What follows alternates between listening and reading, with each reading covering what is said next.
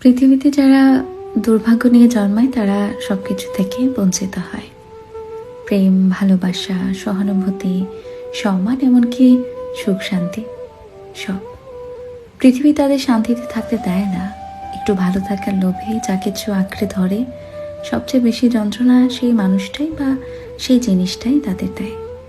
যাদের মন্দ ভাগ্য, সুন্দর একটি হৃদয় আছে, পৃথিবীর সব সম্পর্কে তারা হয় দুর্ভাগা।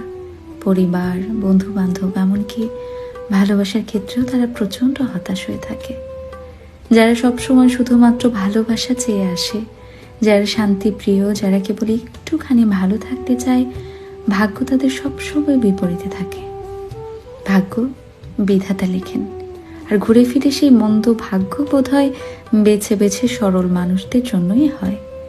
পৃথিবীতে যত যন্ত্রণা, যত অভাববোধ, দুঃসহ বেদনা, সবকিছু কেবল সেই মানুষটাকেই ভোগ করতে হয় যার একটি সুন্দর এবং কোমল মন আছে। কি অদ্ভুত এই পৃথিবীর নিয়ম, তাই না?